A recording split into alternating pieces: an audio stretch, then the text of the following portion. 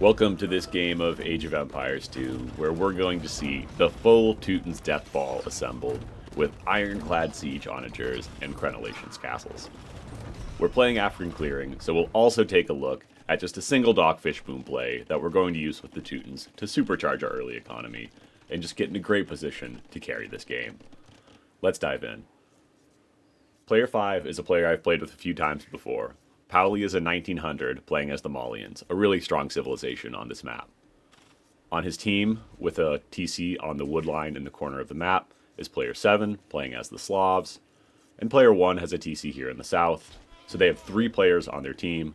P1's playing as the Tatars, and they're kind of pincered against the edge of the map here by P4, and I'd say this is a really good position for our team because P4 will have more food than these players, and has player 8 playing as the Georgians to back him up in this corner.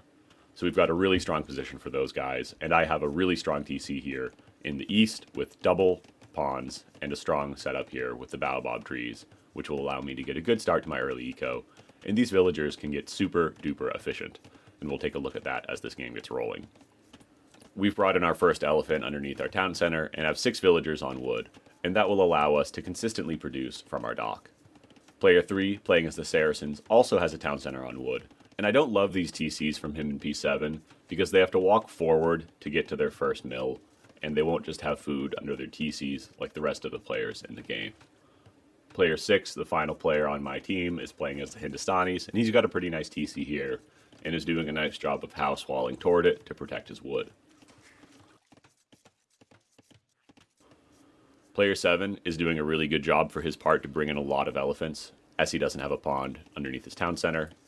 And you can see the standard wood setup here in the south of the map, where player 5 and player 1 have established their wood lines.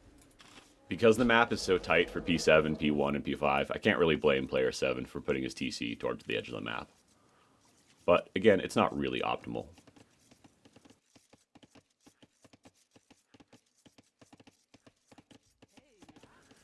You can see that these baobab wood lines are ridiculously efficient, with none of these villagers having any walking time to drop off resources, and this is something you can really only do right here in this position. We'll get a little bit of walking time now, but again, it's a great way to build your first wood line on this map. Other players just won't have as efficient of wood ecos. P7 has a really good one, of course, because his TC is on the edge of the map, but standard wood lines will be close to 85 or 90% eco efficiency, so it's just not quite as efficient. Though P5, Pauli is doing a really good job as well. Player 4 is advancing to the feudal age nice and early, and I really like his decision to go for a fast feudal play. As he's very close to the enemies, he'll be able to get army out as early as possible, and the team will be able to follow up with castle age units. Player 1 is also going to the feudal age, recognizing that he's in a flank position, and he'll be able to contest the military coming out from player 1, but the Japanese are really strong in the early game.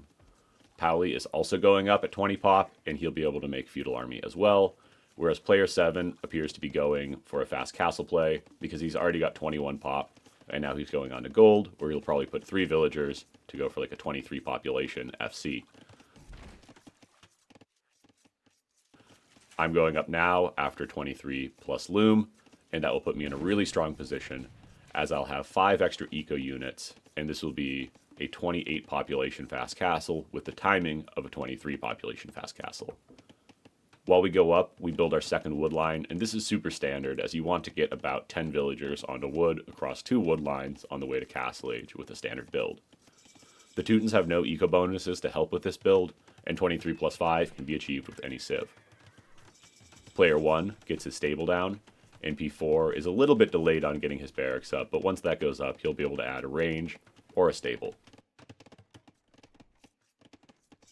He's not on gold yet, so he might be going for a scout's mirror with the Tatars, which I wouldn't hate, but he actually goes for a range. And Japanese spearmen plus archers is a really good opening in just pretty much any game. And archers are really effective at this distance with the enemy as well. So I like that decision a lot. Player 5, unfortunately for the enemy team, appears to be going for a stable as well. So they're really doing the exact same thing on this team, and they should be going for scouts plus archers, but again, this is just a random ranked team game, so none of us are communicating on voice, and that'll happen.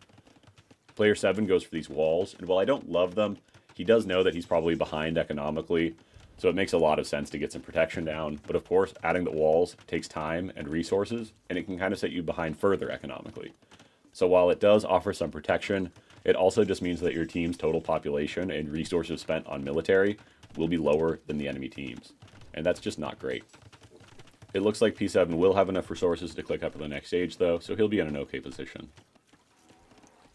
As we bring in our final elephant, we're starting to build our buildings to go to the castle age, and we'll go for a market blacksmith fast castle in this game. Player 3 has built a market as well, but it doesn't look like he has the blacksmith yet, and this is a pretty weird build from him. I wouldn't say this looks like a player who has a ton of experience on this map. P6 is coming in with scouts, and I love to see this because it tells me that I can just free boom. If player 3 is going to be attacked by my teammate, I know there are 3 players in the west of the map, and therefore there should be really no opportunity for anybody to attack me in this game, and that leaves me feeling extremely confident in my boom position. We're just getting our wood upgrade now as we go up to the next stage, and the shorefish in our pond will start to run out now, so we start sending even more villagers out onto wood just to make sure that we're going to have the wood to build town centers and take advantage of all this food eco that we're setting up when we hit castle age. You can see the food ticking up at quite a nice rate here. 5 ships on shorefish, which are considered a really slow form of food collection, are collecting almost as much food as 3 villagers collecting hunt. So even though they're considered extremely slow, 5 of these are probably equivalent to about 2.8 villagers collecting from the fastest collecting food resources, hunt. And it really leaves me with the impression that collecting shorefish with fishing ships is pretty underrated. Player 6 just continues to dive with the scouts here, but he doesn't have any upgrades, so these villagers will be able to push him back eventually, though he does pick up a villager kill along the way. And player 3's eco is just an absolute shambles, and again, having a town center toward the middle of the map here would allow him so much more protection for this area, as your TC can kind of be a fort in the front of your base. Player 4 is being pressured by P1 scouts now, but he does a nice job to repair the gate, and as the spearman archer army moves forward, these scouts will just have to run away. And P4 isn't taking any damage to these armies, and it's largely because they're going for double scouts, which can be completely countered by spearmen plus walls.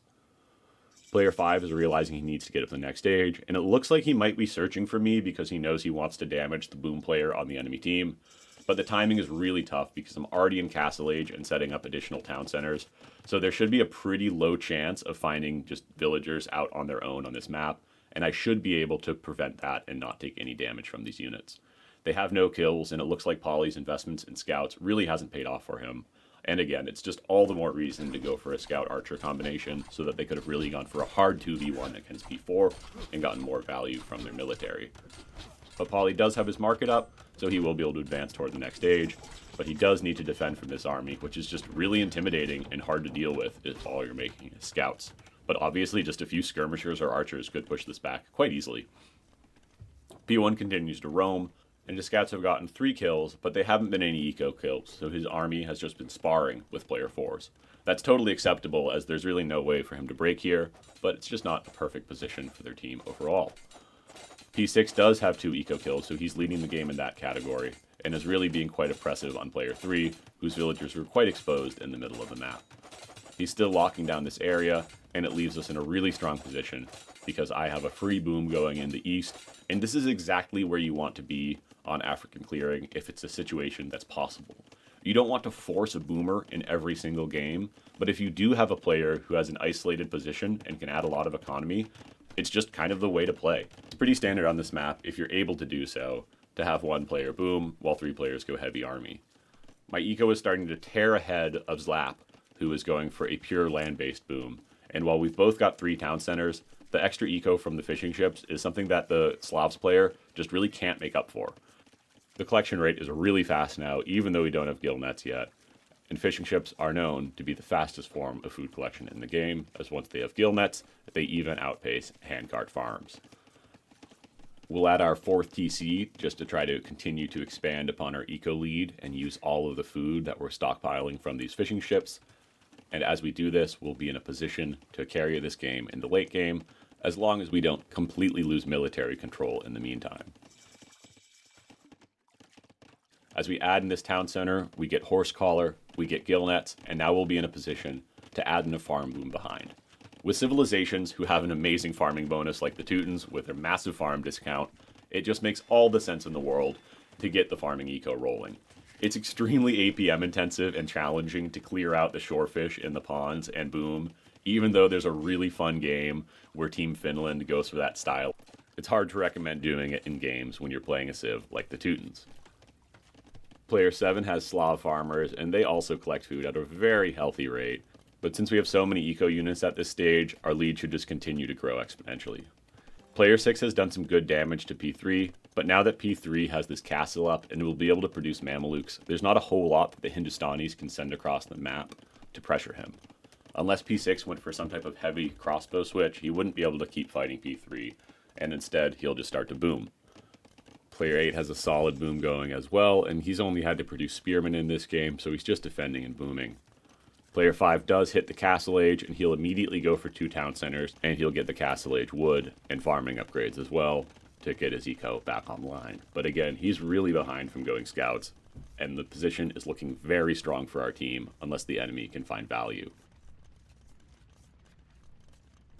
P1 does get in here, but these scouts aren't upgraded, and the villagers will be able to batter them down without taking probably any more than 1 villager loss. So that's not really great for player 1, but if you'd gotten in with all the scouts, it could have been really hard for P4 to defend, and yet, at the same time, there are spearmen around. Since P1 wasn't getting crazy value from these scouts, he didn't go for the armor or attack upgrade. It appears that he's going for a Cav Archer switch now, as his scouts have a just passing moment with these archers, who somehow don't do more damage to them. But now the Tatars player will be on Cav Archer, and that should leave him in a better position to fight against this Japanese army. Going pure cavalry into the Japanese spearmen is obviously very challenging, as those spearmen do attack 33% faster than normal civilizations.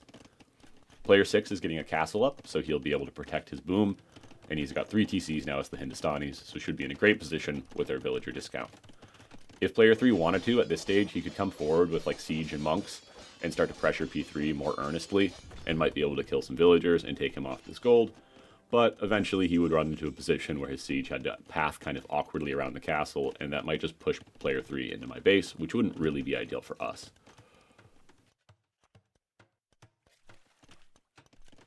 As I continue to boom it up here, I've got 86 villagers, 9 fishing ships, and these fishing ships are just so fast and such a boon to our economy, and make it incredibly easy to add more economy than the rest of the players in the game, because we just have this baseline of a better eco than everybody else. At this stage, around 91 pop, I should really be thinking about getting up to the next stage as soon as possible, because you should be able to hit Imp with around 110 population, even clicking up at just 90 pop, and that will be plenty to get out some Cavalier and start pressuring the map. And I've been doing nothing for my team, and that means that player 7 will now be in a position to use his full boom and start to eliminate player 6 from the map. It looks like P7 might be going for longsword before Imp though, and I really don't agree with that decision, as he could have skipped the longsword upgrades and the armor upgrades and instead just gone up to Imp. He still would be able to have a few rams out, and while this attack would hit maybe 2 minutes later, it would be so much more powerful with Imperial Age upgrades, and he wouldn't be delaying himself quite as much. We force down the university and the monastery at 104 population, and that'll allow us to go up to the next stage. Player 8 is dropping a castle, and the Georgians player just doesn't have any churches in his eco, and that's incredibly frustrating because you should have your entire eco working 10% faster just by dropping like 3 or 4 churches in it. Having one on the wood line on this map is super easy value, as everybody's got 20 villagers pressed up right against the wood, and you really need a fortified church there as the Georgians. The Cav Archers are forcing the crossbows back now, and P4 is doing a great job of controlling this area. He's got the bottom score for our team, but he's been the closest player to 3 enemies the entire time, and he really hasn't taken damage, so I have a huge amount of respect for how well P4 has played. He's put me in a position where I've been able to just free boom, and I'm continuing to wall in more golds, and I've got an absolutely incredible base setup now as I continue to expand to more golds within it. And I have 5 gold mines in my base with 3,200 gold each. So I'll have 16,000 gold to spam units across this map before I actually have to expand at all. As I get close to the Imperial Age, I'm going for the cavalry upgrades just because I want a little bit of mobility in this game and to be able to pressure the enemies. As we look at the economies now, the Teuton economy has about 10% more resources than the Slavic eco, And that's really primarily based on the fishing ships coming out, and also TC positioning, and just the level of crampedness that Player 7 has had.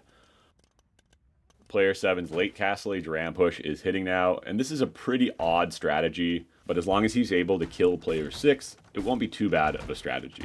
We'll see if he's able to eliminate this player from the game. And I don't really see how Player 6 is going to stop that from happening. There are 6 rams here, and that is plenty to clear up the castle. The longswords and pikes should be able to fight the ghouls and the light cavalry that P6 has, so that he doesn't really have a lot of options to prevent this from killing him right now. The only thing to be said for Player 6 is that because P7 is not an Imperial Age, he's going to have to take less efficient trades with these rams than he would if he were going for a Treb approach and he could just tread P6 down from a distance. That means that Player 6 will be able to just kind of use pure force of will and villager micro to fight the rams and make sure that this push kills him as slowly as possible. And he does an amazing job here to clear up all 6 of these Slavic rams, and he'll defend his base for now. P7 does have the res to click up to the next stage now, though, and hopefully he'll do that, because once he gets some Trebs out, P6 really should have 0 options to defend. And now Player 7 is going up to the next stage, but it's a really poor timing, as our Knight Army is already moving across the map. We're 40 seconds away from Cavalier, 30 seconds away from the final armor upgrade, and we're just running to the corner of the map where we know the 3 players on the enemy team with the highest score are. I know that Player 4 has this temporary doubt castle because of Player 1's Cav Archers, but I am fully confident in the Teuton Cavalier at pushing back Castle Age units. The scariest unit for these Cavalier is probably the Gebetto, because Gebetto just have such high base attack that they're able to punch through even Teuton Cavalier armor in a way that the Cav Archers aren't. The CA are only doing 2 damage per shot, and even though they're faster than the Cavalier, it's just an absolute micro nightmare for P1, as these units will just continue to push him back, and he won't get value long term. Our Cavalier are pretty idle here, and Player 1 unfortunately aggroes them, and our units get back in the fight.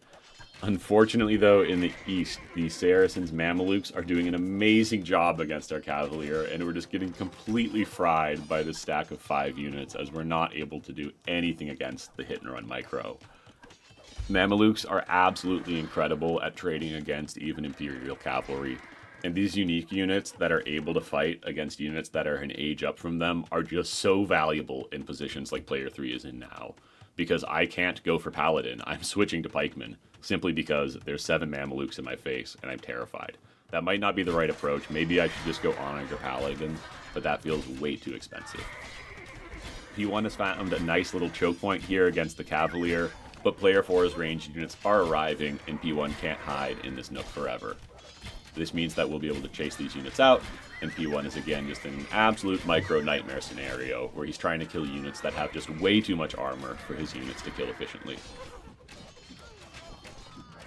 I go ahead and just click through, trying to find space to raid in the enemy base, and P3 runs right back to our castle with the Mamelukes, and will once again just start hit and running against these units, and we're not able to do too much.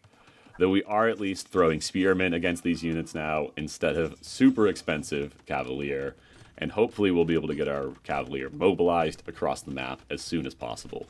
The Cavalier we sent through did find a hole, but Polly is tracking them, and you can see how effective these Gebettos are. Even with the Teuton 2 bonus armor and full upgrades on these Cavalier, we're just getting ripped apart by the Gebetto, and they hit so hard, and they're really one of the units, much like the Mameluke, that's able to fight age up against heavily armored Imperial Age units. I absolutely love the Gebetto. They're the power ladies of AoE2, and they're just such a sick unit. P7 comes in with a ridiculous push now, and while Player 6 was able to kill the Castle Age rams, these capped rams are just not going to be stopped by this army. He's going to be able to get Trebs out as well, he's getting Conscription, and he'll probably have Drazina on the way soon. The two-handed swordsman army absolutely dominates the Ghoulam camel army, and this first castle falls, and he has 10 rams on the field, and this could pretty much clear Player 6's base in just a matter of minutes. I have been forced into this really slow composition in the east, and at this stage in the game, I'm thinking about going for Halb Siege Onager, and just using my remaining Cavalier to raid across the map. We do still have 30 of these units, and they're not going to have to fight against the Mamelukes anymore, but the Slavic infantry is also incredibly powerful here, as they've got some of the best halbs in the game and the best champions in the game. I come in fairly confident with these 15 Cavalier, as I'm only seeing like a dozen two-handed swordsmen, but when the units pop out and I realize there's a huge two-handed swordsman and halberdier army here, this is just going to be a horrible fight for the Cavalier, but I go ahead and take it anyways, as I know I'm transitioning out of these units. I probably should have been sniping Siege though instead and trying to run around and buy a little bit more time for B6, because these units got basically no value and just got completely wiped. And player 6 is just in a terrible position now because he has no prospect for being helped, and really his only chance now is to completely run. He does have 70 villagers, so he should be able to escape in this area, but if he runs into the Mamelukes or runs into the crossbows, his units will be in a ton of danger.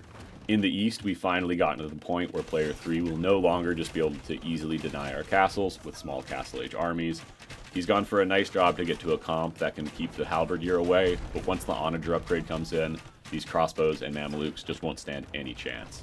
Until that time, P3 is probably going to try to get as much value as possible and be fairly aggressive in taking engagements.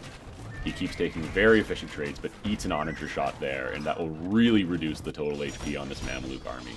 Player 6 unfortunately resigns instead of running across the map, but that will happen in your random ranked games. And honestly, I kind of feel like he did his job already, because I've got the free boom. Our team is doing a really good job of controlling the map and raiding in the back of player 1 and player 5 space. And the Monaspa army that they're assembling in the front, with the arbalists as well, will be incredibly hard for the enemy to deal with. The Mamelukes, which were a stiff breeze away from death, have gone down, and now this Onager army is starting to get to the point where it's just incredibly powerful. We get siege engineers for the Onagers, and we actually click the paladin upgrade at this point, figuring that once P6 is out of the game, we should be able to keep investing in these units. But I go ahead and cancel it, just deciding that I might not really have the resources for both, but I'm not sure why I'm thinking that, as we have all the control in the world in the West, and they're just doing such a good job with this army at controlling the front of player 5 space, and the kills on the Monaspa are just racking up. The Slav champions come in for the siege dives, but we have ballistics, we have bodkin, and these Teuton onagers, if microed properly, will just absolutely fry this army on the way in, and it'll have no hope of clearing up this siege. You really need a huge army of heavy cavalry, or ideally your own siege in the form of SO or bombard cannons. And as Crenellations comes in, we now have 13 range on these castles, and this army is just no longer looking like something that can be stopped. We just keep moving across the map, and anything that approaches these onagers is just going to get completely one-shotted by them. Siege onager is on the way, chemistry is on the way, and we'll be able to mass hand cannon soon.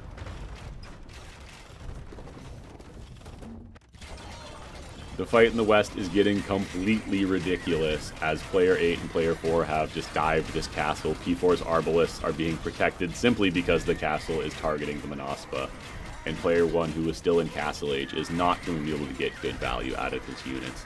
Player 5 does not have halberdier, as he's the Malians, and this army is just going to completely rip apart this position on the hill as the Trebs clear up the castle and continue to move forward. Really great job by player 8 to keep his Trebs moving forward, especially considering all their units are currently forward underneath the enemy castles, and he really needs to be clearing these up to keep these traits efficient, but they're doing so, and they're getting a great amount of map position here, which is so important to do, especially when you're playing in these 3v4 matchups, where you've already had a player resign or be defeated from the game.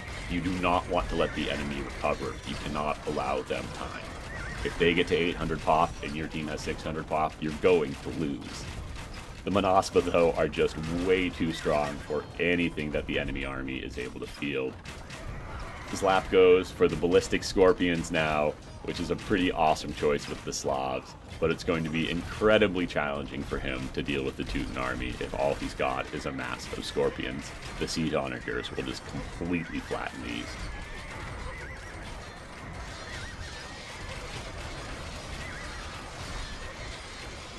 The pushback is happening here in the West, and the armies from player 8 and P4 are looking a little bit sparse in this area, but there are 20 more Monaspa moving across the map to reinforce, and they should be in an okay position.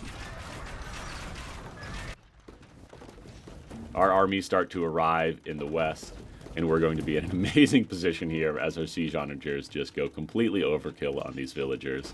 And we do miss the Boyar on the way in, but there aren't quite enough units to clear up our siege yet. We have the halbs behind, we have the hand cannons behind, and we should be able to protect this army, especially once we get a Crenellations castle forward. We have all the resources we need, and we're now going to go ahead and just completely rip apart player 7's base, because I'm not seeing anything that can stop me. He really will need his own siege onagers to contest this army, but if he goes for these, we can just add the Teuton bombard cannons. We have Ironclad, his siege onagers do not, and you'd really rather have the Teuton siege onagers with the unique techs and the incredible amount of extra power that they deliver, rather than the Slavic bonus of just a large discount. While the discount is really nice, having better units is better in the late game. One of the things that really makes onager armies so incredibly powerful and population efficient is that they're very strong against both buildings and against units. So you're not really sacrificing anything by making siege onagers. You're going to be able to kill ranged units, paladins dive them, you're going to be able to take great trades by attack grounding, and they're just incredibly powerful units.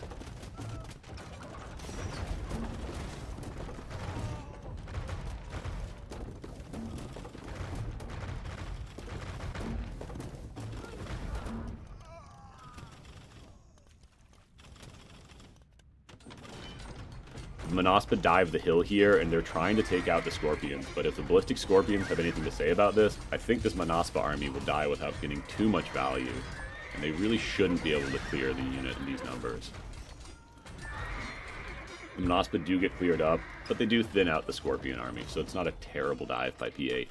With the push coming in from the north, player 7, player 5, and player 1 are completely trapped in this corner now, and P3 is just not in a position to help in this game at 37 villagers. Player 7's cavalry will dive, and we get some kills with the onagers, but they'll get on top of the SO, and we're very happy to be benefiting from the Ironclad upgrade at this stage, which offers so much protection against enemy light cavalry with their relatively low attack. Player 7 comes in with another wave of cavalry, and we absolutely whiff with the onagers, and once again we're benefiting massively from the Ironclad upgrade, as that 3 additional melee armor on the siege onager keeps them alive and prevents player 7's dive from being effective, and prevents my absolute lack of micro from being such a problem. P7 will just keep on diving with light cav forces here, and I can't blame him for doing so, as he's getting in on top of the onagers, even if he's not getting amazing value yet. It looks like he realizes that even though he's getting on top of them, he's not getting big clear-ups, so he'll just go for a larger mass before diving the next time. But we're starting to realize that this is happening, and we get a huge shot on the cavalry coming in, clearing up all but one, and we land another large shot, and if the siege onager micro is on point, cavalry just stands absolutely no chance against these combined forces. We'll run forward with villagers and repair, and we'll just keep on taking attack grounds in this choke point, and that stable is really not player 7's friend. And these siege onagers will just go ahead and continue to clear up everything in this area, and the enemy team does tap out as they realize they just have no space to recover in this game. Player 8 and player 4 did a great job with the Monaspa Arbalist push and taking advantage of P4's kind of flank position and player 8's more boomy pocket position. They worked really well as a team here and did a great job of pressuring and just creating an absolute spike through player 5's base, and they never even allowed P1 to reach the Imperial Age. As we look at the unit stats, a ridiculous 259 Monaspa were created and 113 Arbalists to go with it. Our most created unit was just the 63 Cavalier, and we pretty much threw those units away.